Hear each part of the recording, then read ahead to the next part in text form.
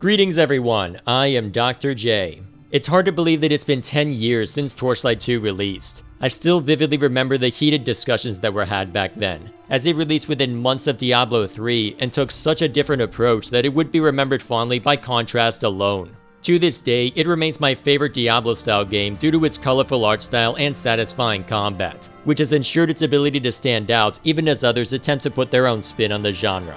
To demonstrate that, there's no better place to begin than with the classes you're able to play as. Though the weapons and armor they use are all technically the same, with some exceptions, each of them behave radically differently due to the skills they have available. Not every skill on here is amazing, but since there's no requirement to get a skill you don't care about for the sake of one you do, you have the liberty of mixing and matching to your heart's content. Even just a single point in something like a mobility spell can make a huge difference, with different playstyles being possible based on what you choose. To start us off, we have a spin on the rogue archetype with the Outlander.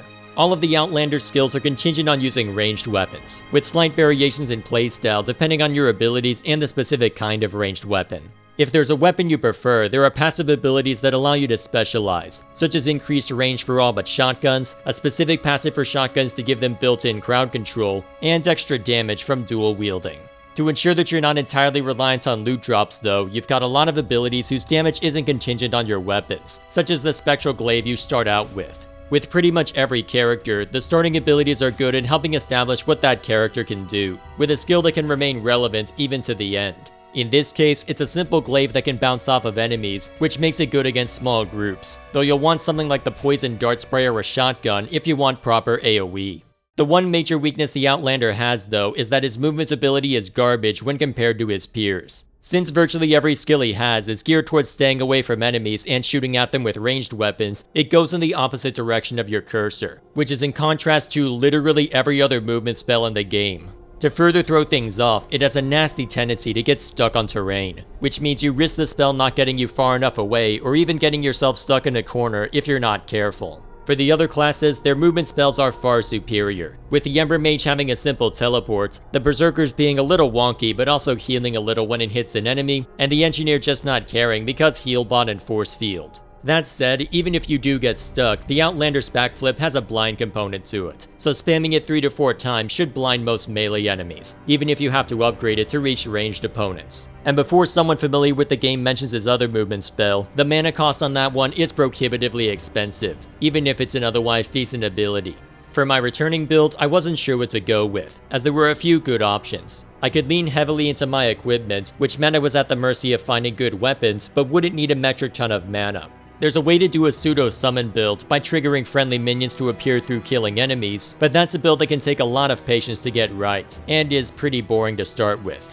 Or in lieu of the above, you could ratchet up some considerable poison damage through abilities like the glaive you start out with, and a really useful spray of poison darts. For my part, I eventually settled on a shotgun build, not because of any particular viability, but because it's a lot of fun to use.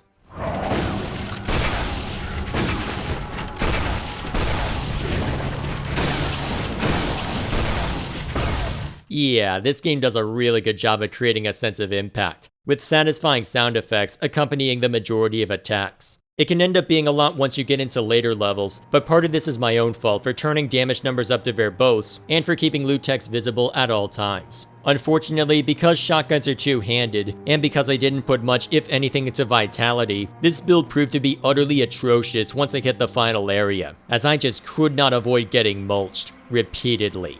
Our next class on the chopping block is the Berserker, who is my least favorite one to play as. It's not as if the Berserker is objectively bad, as she can hold her own well enough, but the playstyle required to make her work is not one that I'm good at. Like the Outlander, the Berserker is partially reliant on dodge chance in order to survive, but because her abilities favor melee weapons, instead of kiting enemies with backflips and crowd control, she opts for a lot of ways to regain health and to move while hitting people. And unfortunately, this can make the early game very tedious, as without dipping into health potions, the options you're presented with are either unreliable, such as regaining health on a critical hit, or cost a caravan's worth of mana, such as with the Wolf Rush. In the case of the latter, there are eventual ways to keep your mana pool in good shape, but the main one doesn't show up until you're able to upgrade this banner enough, which doesn't really happen until you're most of the way through Act 2 and into Act 3. This then means the Berserker is very feast or famine, due to a special mechanic that every class has called a charge bar. As you deal damage, the charge bar allows a class to trigger some special effect, with the Outlander getting increased attack speed, critical hit chance, and dodge chance as he fills the bar. The Berserker, on the other hand, has to fill the bar up all the way for anything to happen, at which point you attack much more quickly and everything critically hits, though the effect only lasts a few seconds. This was always the fun part of the build, as the moment you hear the sound effect from this being triggered, suddenly all hesitation is lost as it's time to utterly shred whoever was crazy enough to look at you before you put your war paint on. That being said, in looking over the skill tree with a fresh pair of eyes, it was easier to find a viable way to play her this time around. I opted for a hybrid between Twin Claws and AoE abilities, with most of those abilities being contingent on weapon DPS. Because of that, the build was more reliant on weapon damage than I would have preferred, but it also gave a decent amount of flexibility. Also, as the number of enemies increased and skills started to be leveled, I finally got to see what she was made for. Getting a metric ton of attack speed, build up her charge bar to get even more attack speed along with making literally everything crit, and then watching enemies fall over. Thanks to the reliance on self-healing, she still got killed a lot, but managed to withstand more than my Outlander did in the long run. So for a class that I played very little of, I'm quite happy with the result. Next up is the Embermage, which is my personal favorite. The mage archetype is one of my favorites in a fantasy setting, as depending on the magic system in play, the sky is the limit for what you're capable of. In the Embermage's case, her skill trees are split between 3 kinds of elemental damage, namely fire, ice, and electric, with there being all kinds of builds depending on which one you choose to focus on. Fire builds involve a lot of standing your ground and letting your AoE spells do the talking. Ice spells rely on constantly freezing and teleporting away from anyone who gets too close, while electric builds tend to lean more into utility. Beyond this, there are a couple of other builds depending on how you want to mix and match. The lamest option is to take a spell called Prismatic Bolt, which fires 5 projectiles that deal a little of each elemental damage type, and then pretend that the rest of the spell list doesn't exist. Because of that, your skill points get poured into passive abilities that increase the chance of inflicting elemental status effects like Burn and Shock, on top of 3 more passive abilities that give an extra burst of damage when you hit someone inflicted with one of those status effects. This is where the real power kicks in, as when you're playing this build, suddenly everything on the field knows what it's like to be as killable as your Embermage. For better or worse, it's so straightforward that I use it on a full run with the console version, because why would I risk my ranged weapons not connecting when I have homing projectiles and don't even have to worry about whether my cat disapproves. My personal favorite build, and the one I used for my returning run, was a staff build. There are a couple of passives that bolster your attacks from wands and staves, with the former adding random effects like summoning minions to bringing down meteors on opponents' heads, while staves decrease enemy elemental damage and defense. These passives also apply to some of your active abilities, such as the Magma Spear you start the game with, and the Ice Bolts that are the staple of an ice build. The former allows you some more randomness for those who like to live dangerously, especially if you want to proc it multiple times by dual-wielding wands, while the latter may mean you can't equip a shield but will allow you to cause more damage than otherwise. In short, playing as an Embermage means everything dies quickly, including yourself, which then meant the only time it could act with impunity was when her charge bar was active, which then meant 0 mana cost and greater damage, which meant everything continued to die faster, including me as I failed to keep a close eye on my health pool. And finally, there's the class which is by far the easiest to play as, the Engineer. And when I say easiest, I mean that in the sense that his means of staying alive are the most straightforward, and lead him to be the tankiest character overall. Right from your first level up, you're able to unlock a heal bot which you can cast once for an entire area, and it just sits there giving you health and eventually giving you mana. Since it's not something you have to recast, it's easy to take for granted when you go to another class and realize you do actually have to use your health and mana potions in Act 1.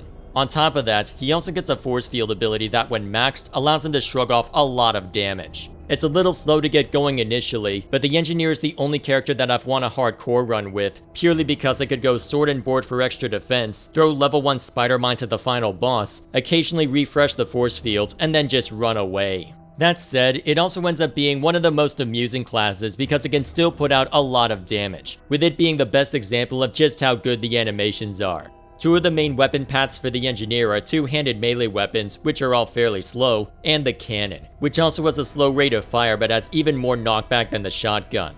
Even better, the Engineer has active skills tailor-made for the cannon that lets you fire out either a singular piercing blast or multiple seeking missiles, meaning it can be very easy to just put up a shield and start blasting.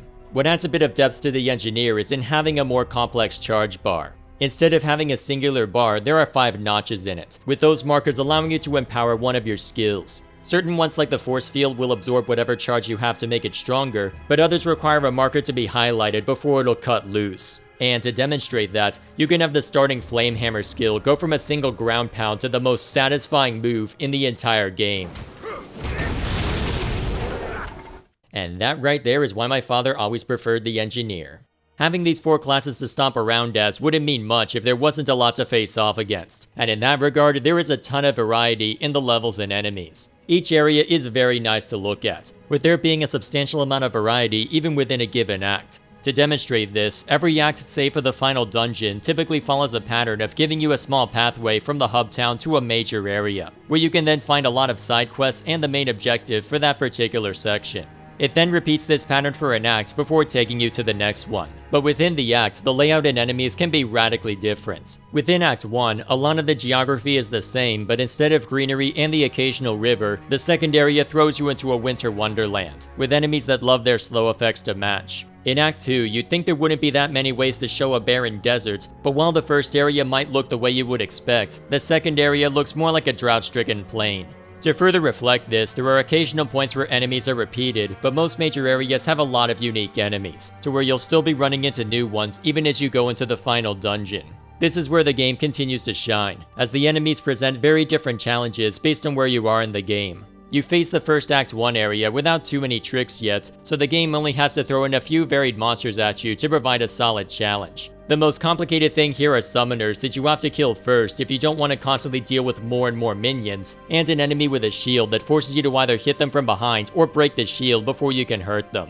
The second area makes you more cognizant of elemental effects by seemingly everything wanting to slow you down, which was the bane of my attempts to win with a hardcore Embermage. Act 2 then increases the challenge with further ways to hamstring you. Whether it be bone traps on the map itself, enemies that can lock you down or pull you in closer, and a champion monster that can sap your mana. This is where you're reminded that for all your new tricks, you can't be caught sitting still without consequences. As you get into Act 3, everything starts hurting a lot more, meaning the lessons that the first 2 acts reinforce gets tested with monsters that, depending on your build or class, can literally one-shot you if you're not careful. Which can be frustrating, but can also prompt you to consider how you're allocating your attributes, skill points, and gear. To further add gameplay variety, you have instances like the phase portals, which often give a small objective, such as taking out a spider nest where there's a metric ton of them flooding out, sending you on a maze, or simply asking you to survive in an arena. They don't last for very long, but between these and dungeon bosses, there's plenty of different challenges beyond just navigating an area and killing everything in sight.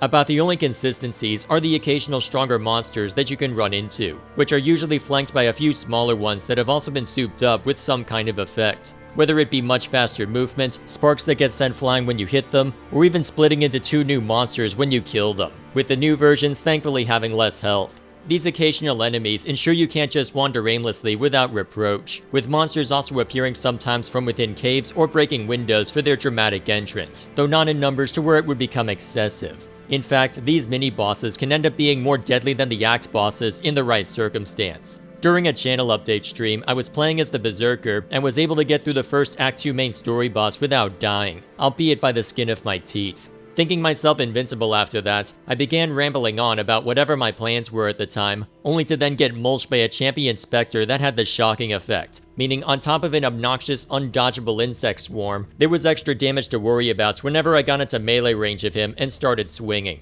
Given that the Berserker is primarily a melee class, it ended up taking me down. Twice. On stream. Needless to say, there is a reason why I don't play Berserker very often.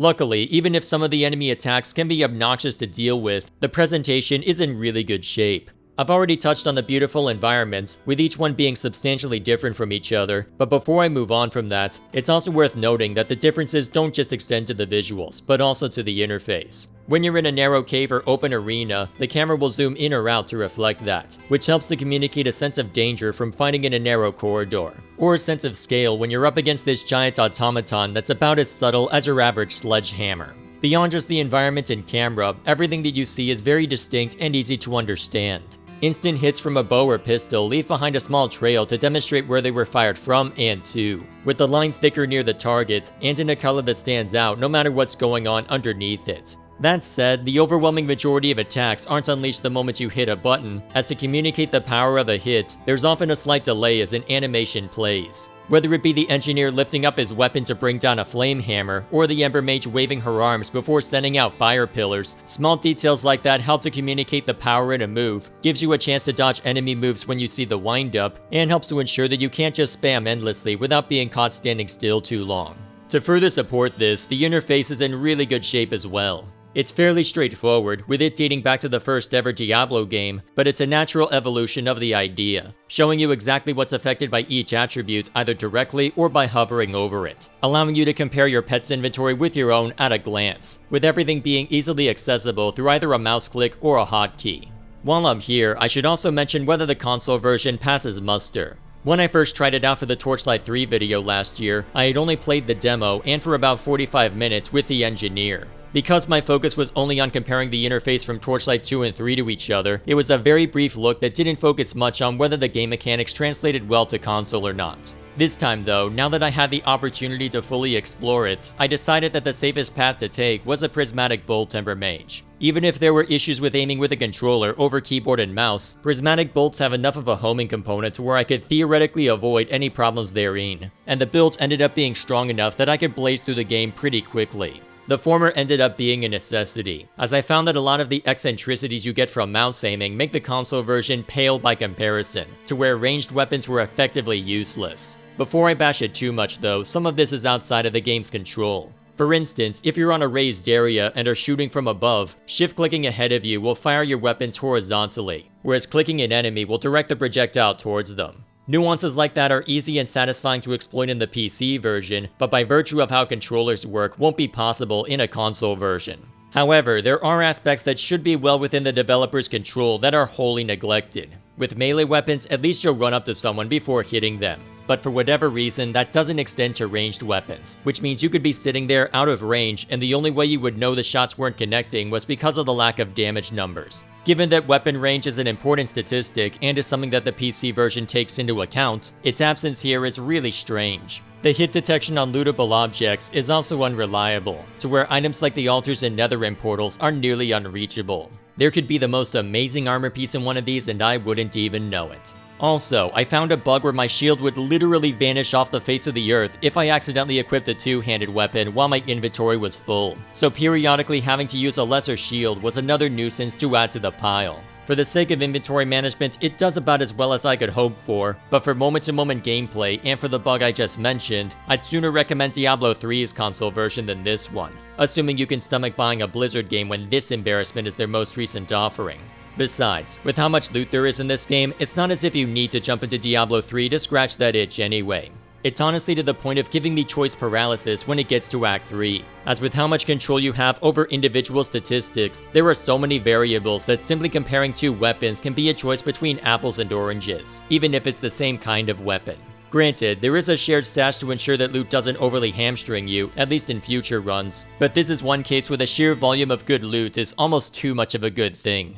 This all being said, it wouldn't be a fair look back if we didn't acknowledge some of the broader problems the game has, even on the PC version. The first one that comes to mind is that the story is pretty threadbare, so much so that I didn't even bother to discuss it when talking about Torchlight 3. For most people who play Diablo-style games, this isn't really a problem, as the gameplay is the reason for sticking around, but just because the story isn't the main priority doesn't mean it can't still be good. To demonstrate this point, you need look no further than Diablo. It wasn't perfect by any means, as it relied a little too much on saying you arrived too late to ensure you had something to fight and a game to keep playing. But throughout the areas you traveled to, there's a lot of world building, there's a decent amount of personality in the shopkeepers, and there's a logical through line that is simple but effective. The story may not have been the primary focus, at least so far as I know, but that doesn't mean it was overlooked. With Torchlight, however, the complete focus on gameplay over story does lead it to be overlooked, when there could be a lot more personality and characterization added in. We may not have as much reason to go back to town, considering our pet can run back and forth to buy and sell items, and especially since we don't have to play inventory Tetris, but considering there's very little personality to what's there, it almost incentivizes us to forget about unique vendors like the gambler and socket merchants. Also, the 3 playable characters from the first game appear in this one, and yet there's very little time spent with them.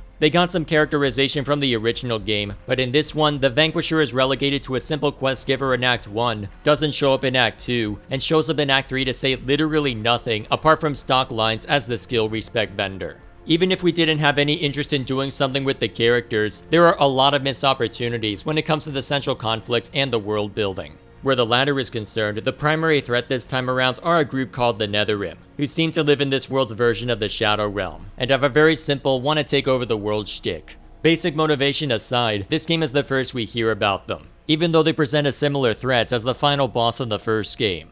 Both the big bad of Torchlight 1 and the Netherrim have a corrupting influence, with the former able to inflict something called Embermage, and the latter creating plagues that primarily affect magical creatures. It could have been interesting if we had treated the big bad of the first game and the Netherrim as one and the same, with Embermage and the Netherrim plague being different expressions of the same corrupting influence. That could have also been more of a driving force for why one of the playable characters from the first game effectively becomes a pawn for the Netherrim, despite his research focusing on Torchlight 1's big bad.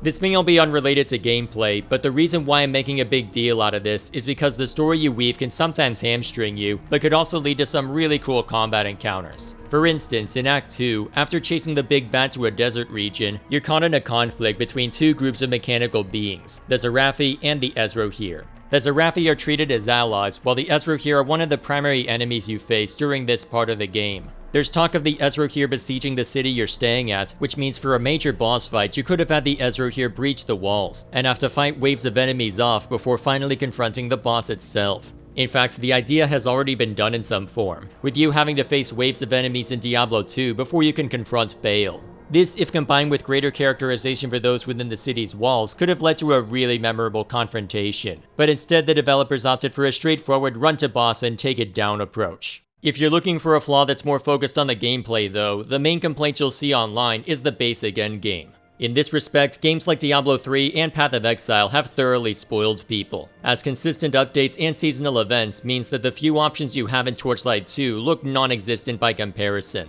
To detail them, after you've completed the game, you have two choices on how you can spend your time. You can go into a map chamber, where you can run dungeons with different modifiers on them, or you can start a new game plus, with the game rescaling the enemy level in each zone and adding a few extra optional dungeons to shake up the enemy variety. Because of that, the main draw for this game is less a matter of reaching the end of a given seasonal event, and more a matter of the process taken to discover cool builds. If you're looking for more replayability, the best place to look would be from adding mods to it, with the modding scene picking up about a couple of years after the game's release. Before I say any more though, I don't usually factor mods into my reviews or retrospectives, as if I were to do so, every video could boil down to saying this game has X, Y, and Z wrong with it, but the mods fixed it, so now it's a 10 out of 10.